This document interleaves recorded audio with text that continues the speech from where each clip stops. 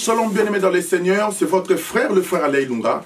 Bien-aimés, nous sommes revenus encore aujourd'hui pour vous parler de la part de l'Éternel. Parce qu'il y a un sujet que nous avons mis à table sur le ministère et le rôle du ministère. Bien-aimés, aujourd'hui nous sommes dans notre 6e partie. Par la grâce de Dieu, bien-aimés, nous allons essayer encore de marcher pour pouvoir vous montrer encore ces choses dans sa profondeur. Et que le Seigneur vous accorde encore la grâce, le Seigneur vous accorde encore l'intelligence pour que vous puissiez comprendre, bien-aimés, le message que nous sommes en train d'annoncer pour votre édification. Bien-aimés, nous commençons toujours notre émission par le livre de Ephésiens chapitre 4.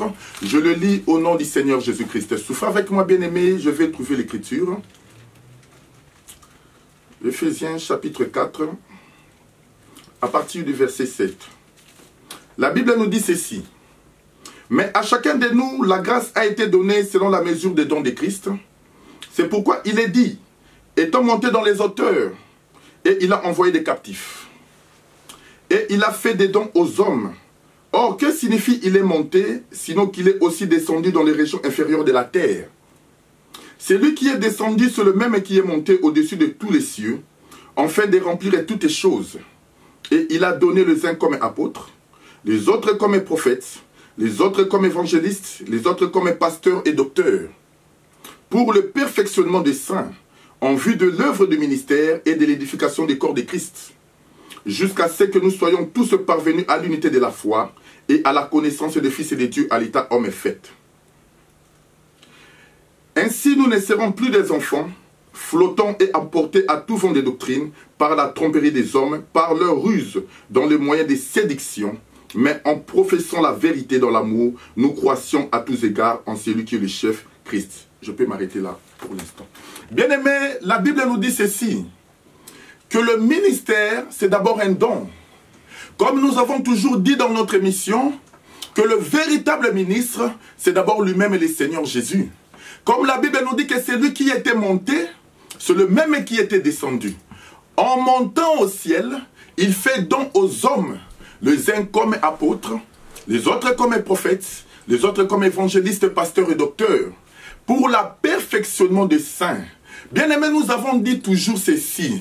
Un ministre de Dieu, c'est celui qui parle de la part de l'Éternel. Bien, nous avons toujours dit qu'un ministre de Dieu, c'est celui qui ramène la pensée de Dieu vers le peuple. Bien, nous avons dit qu'un ministre de Dieu, c'est celui qui doit d'abord visiter Cana. Voilà. Bien, nous avons dit ceci. Pour ramener le peuple bien-aimé, il faut que toi-même d'abord tu puisses visiter Cana. Parce que remarquez bien-aimé, lorsque le peuple d'Israël sortait de l'Égypte et qu'ils étaient rentrés dans le désert, Moïse avait envoyé les 12 espions pour aller d'abord visiter le pays. Bien-aimé, pourquoi Moïse a envoyé les 12 espions? Parce que les 12 espions, leur rôle, c'était d'aller d'abord visiter le pays, afin d'explorer, pour voir réellement, est-ce que le pays que Dieu nous a promis, est-ce que le pays que Dieu nous a donné, elle est vraiment le pays où coule le lait et le miel?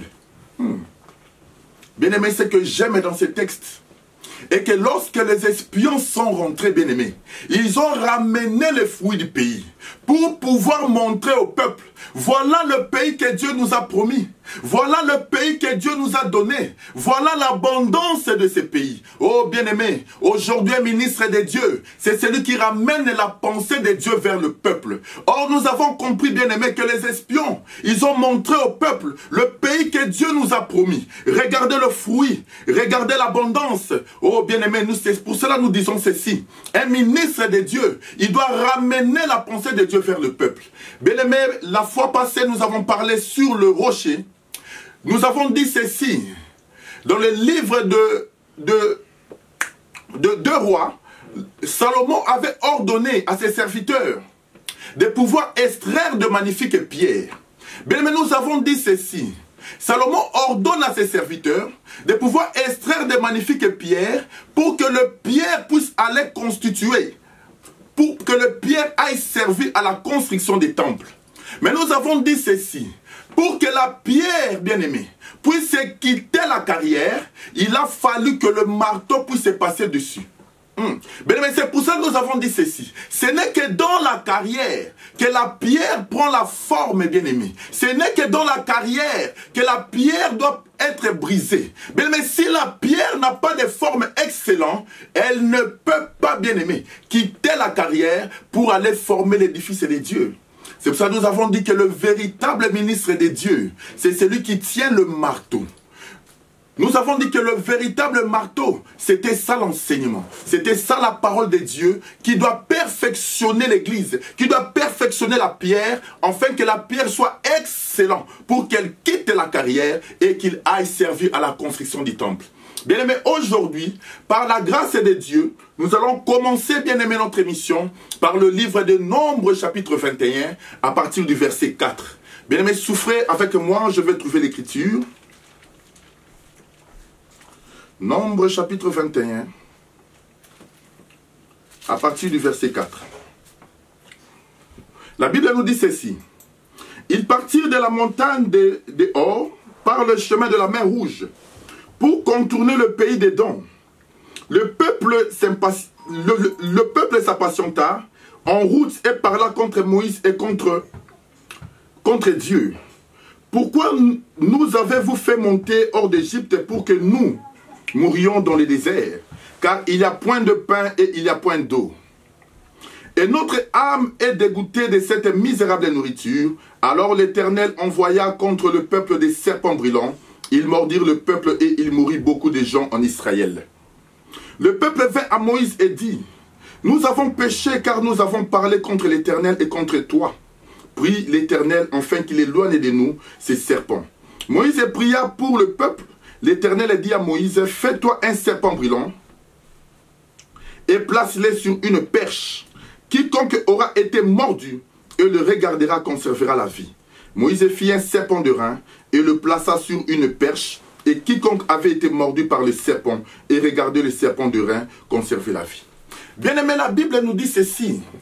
Lorsque le peuple avait péché contre Moïse et contre Dieu, Dieu a envoyé le serpent brûlant pour que tout le peuple qui avait péché puisse mourir. Bien, mais lorsque la mort est entrée, le peuple est allé voir Moïse. Il dit, Moïse, prie pour nous, afin que l'Éternel nous accorde la délivrance. Oh oui, bien aimé, c'est que j'aime dans ce texte. Et que lorsque Moïse a prié, l'Éternel a dit à Moïse, tu feras un serpent. Mais le serpent, tu le soulèveras par une perche, afin que tout celui qui était mordu puisse jeter les regards sur les serpents et puisse conserver la vie. Bien aimé, c'est pour cela que nous disons ceci. La mort est entrée par les serpents. C'est pour cela que nous disons que le serpent brûlant qui a donné la mort au peuple, c'est ça Adam. Bien aimé, pourquoi c'est Adam? Parce que nous disons que c'est le péché d'Adam qui a amené le péché au monde.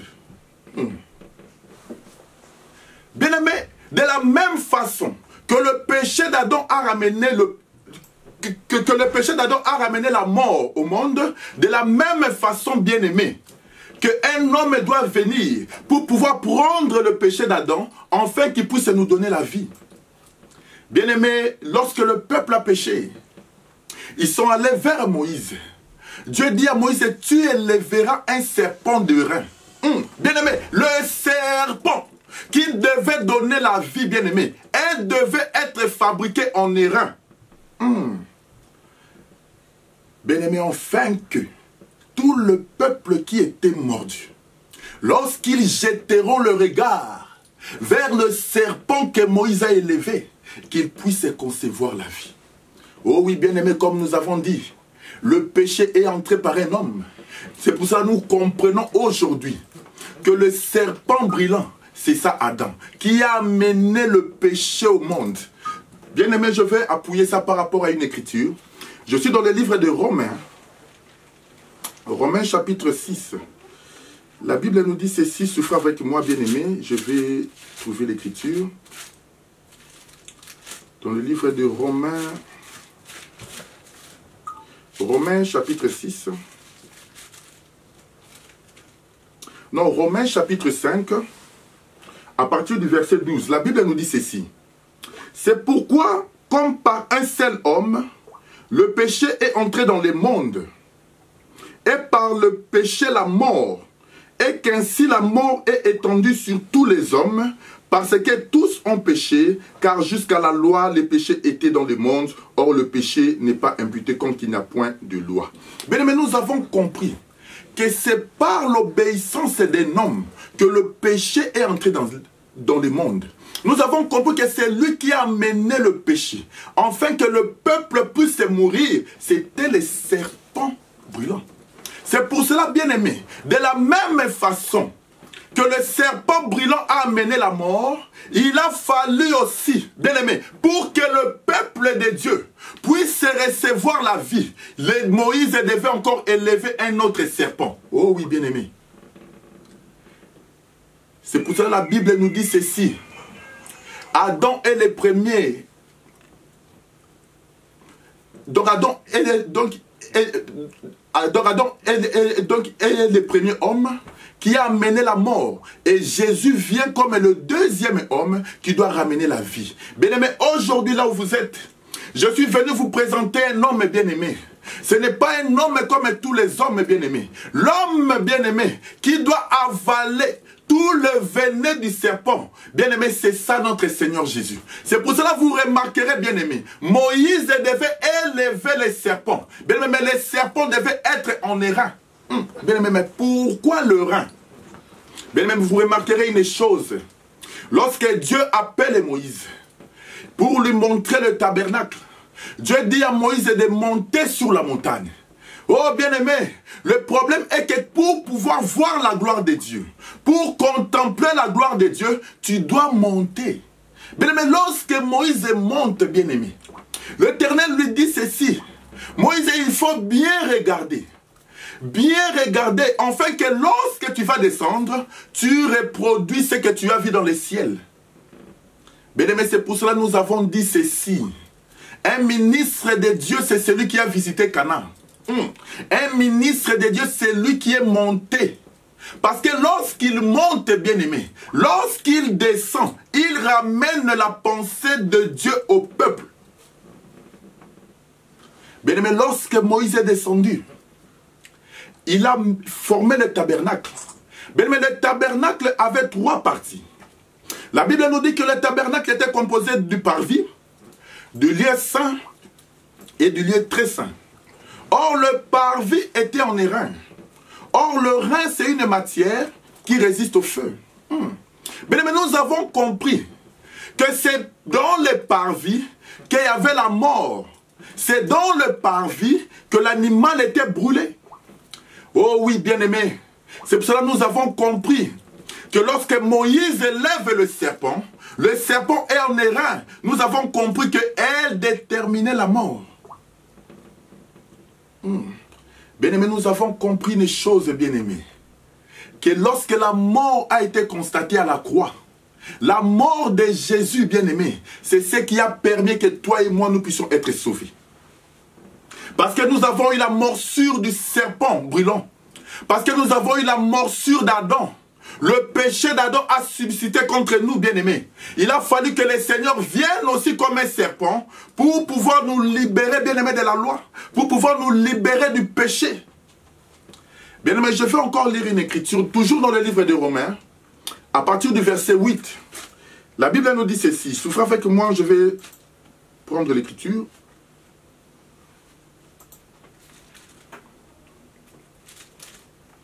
La Bible nous dit ceci, Romains chapitre 8, à partir du verset 8. Je commence même à partir du verset 2. Car chose impossible à la loi, parce que la chair la rendait sans force.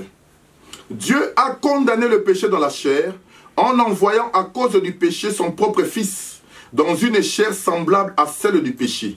Et c'est là enfin que la justice de la loi soit accomplie en nous, qui marchons non selon la chair, mais selon l'esprit. Mais la Bible nous dit, à cause du péché, Dieu a envoyé son Fils avec une chair semblable à celle du péché. Oh oui, bien-aimés, nous avons compris. De la même façon que le serpent brûlant avait la nature du serpent pour donner la mort, de la même façon, bien-aimé, Dieu, pour sauver le croyant, il a pris aussi la même nature du serpent pour pouvoir maintenant sauver tous ceux qui avaient reçu la morsure du serpent brûlant. Bien-aimé, c'est pour cela que nous disons ceci, bien-aimé. Le rôle de ministère, Moïse, bien-aimé, ce n'est pas lui qui a donné la vie au peuple, non frère. Moïse, bien-aimé, son problème, c'était de présenter au peuple. C'est lui qui avait la capacité de pouvoir le sauver.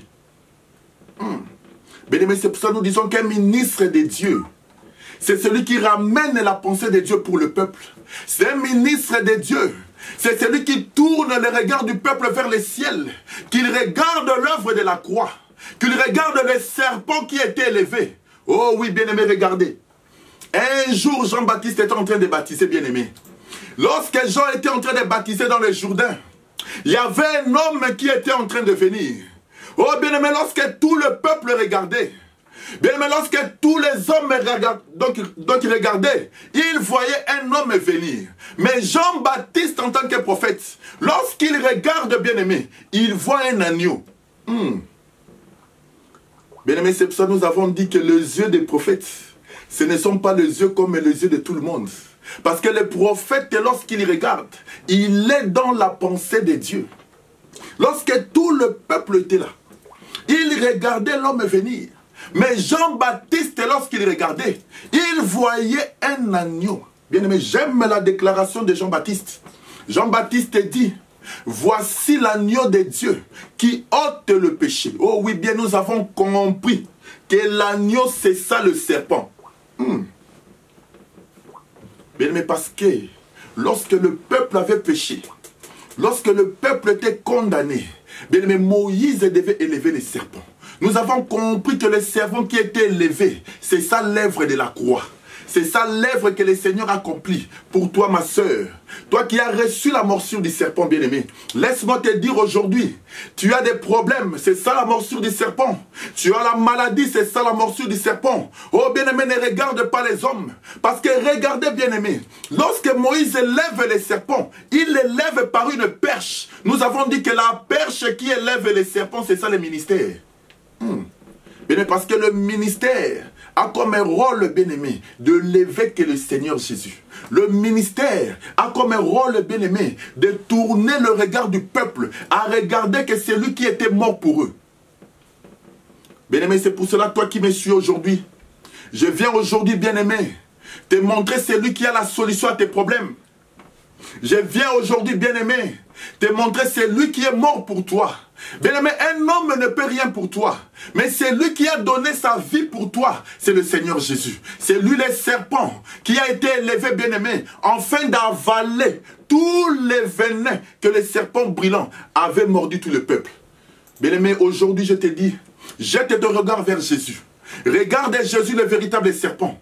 Regarde Jésus le véritable agneau. C'est lui qui porte le péché. Comme il a dit lui-même, venez à moi vous tous qui êtes fatigués et moi je vous donnerai du repos. Bien-aimé, le repos ne se donne pas par un homme, mais le repos c'est le Seigneur qui te le donne. C'est pour cela aujourd'hui, bien-aimé, je viens te présenter le serpent qui est mort pour toi. C'est le Seigneur Jésus. Que le Seigneur vous bénisse. Nous sommes arrivés à la fin de notre émission. Bien-aimés, comme d'habitude, nous avons toujours atterri par la prière, afin que le Seigneur vous accorde encore la grâce. Et nous reviendrons, si Dieu le veut, pour pouvoir vous parler toujours de la part du Seigneur. Père de gloire, Seigneur, je bénis mon frère, je bénis ma soeur qui me suit en ce moment. Seigneur, laisse que ce message, bien-aimé, puisse toucher leur toucher, bien, afin qu'ils comprennent, bien aimé, ce n'est pas un homme qui est mort pour eux, mais c'est toi, Seigneur, qui est mort pour eux. Afin que la vie soit donnée, bien aimé, le Seigneur, tu as versé ton sang, afin que tu puisses racheter ton peuple pour qu'il puisse te servir. Bien aimé, je les laisse entre tes mains et que ta gloire les accompagne par le nom puissant de notre Seigneur Jésus-Christ. Merci, bien aimé, et à la prochaine.